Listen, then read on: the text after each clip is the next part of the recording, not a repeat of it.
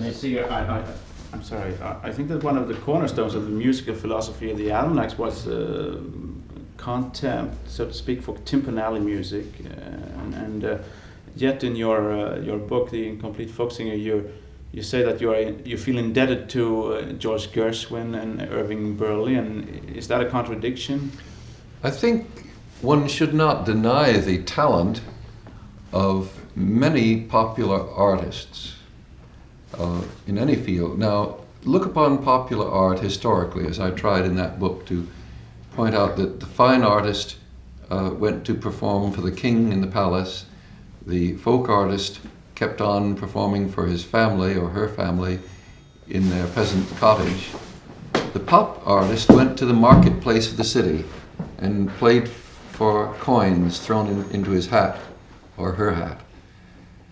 And because they did that, there was a tendency of many pop artists to the quality of the art was not too good.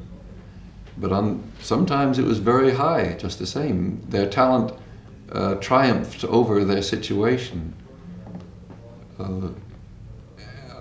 Many a folk song, I think, is descended from the work of some pop artist. You know the song Greensleeves? Yeah.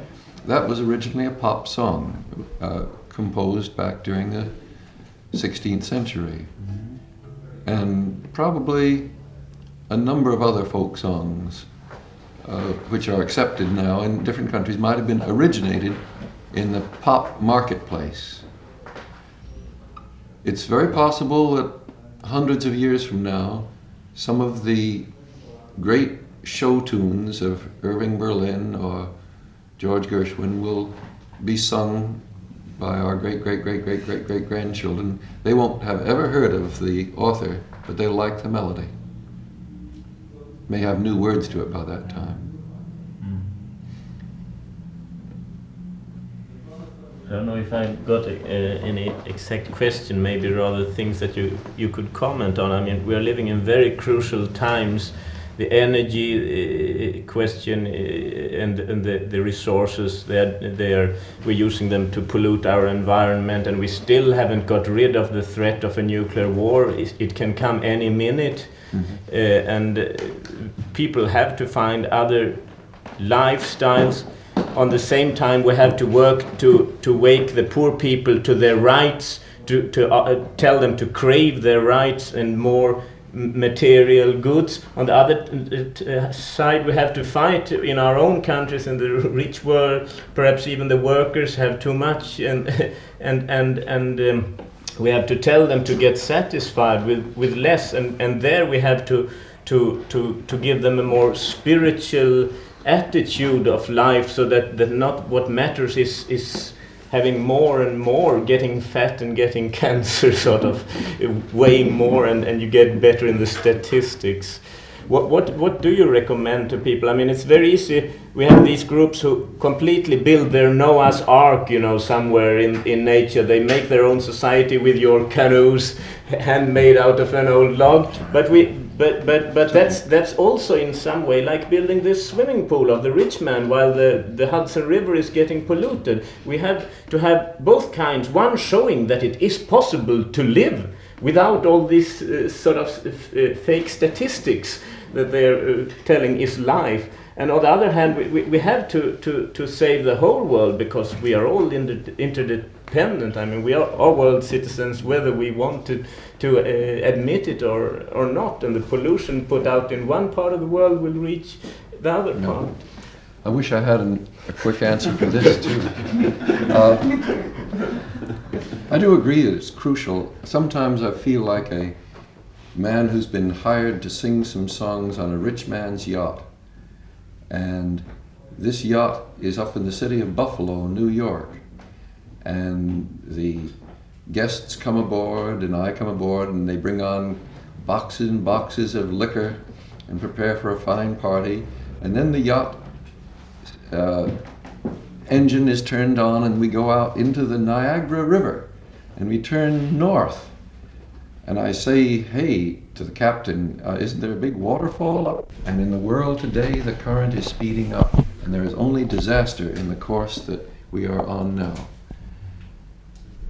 When people back in the Hudson River ask me, said, do you think the Hudson will ever be clean? I say, I'm positive that in 100 years the Hudson River will be clean as a whistle. You'll be able to drink from it. Oh, they say, how can you say that? Well, I'm positive, I'm honestly positive that there's a 95% chance that this Hudson will be absolutely clean in 100 years. Of course, it may happen one of two ways. Either the human race will straighten up and fly right, and we'll get rid of militarism and racism and poverty and pollution, or else it won't straighten up and fly right, and we won't get rid of militarism, racism, poverty, pollution, sexism, alienation, and so on. In which case we'll be back to the Stone Age within 100 years, and this river will be clean as a whistle.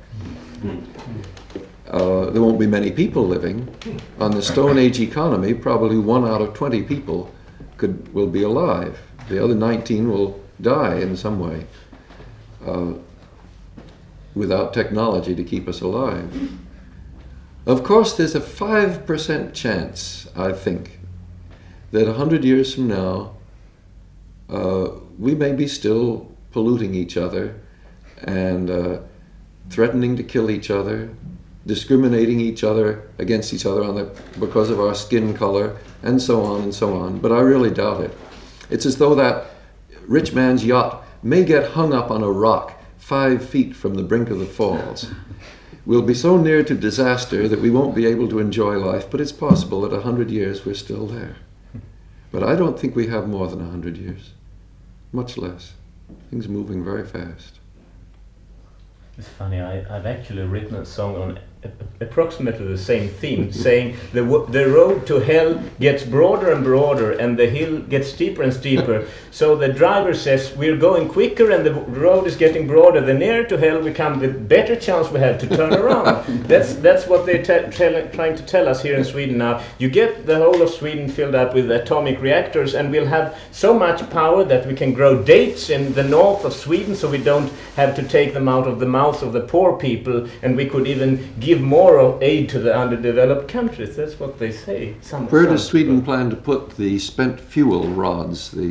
Well, that's very funny, because if you ask the question, first they say we've been sending it to Belgium, and then you can inform them that Belgium does not take it any longer, but since they've got leakages, and before they were dumping some of it in the sea, which Swedish ships were not allowed to do. So now they say we send it to England, but the interesting thing is, where will England send it? They will ask to get it in Sweden, because Sweden has got rocks which have been stable for thousands of years, and this is where they will like to put it, and then we cannot say no. But now they say it's not our problem, we send it abroad.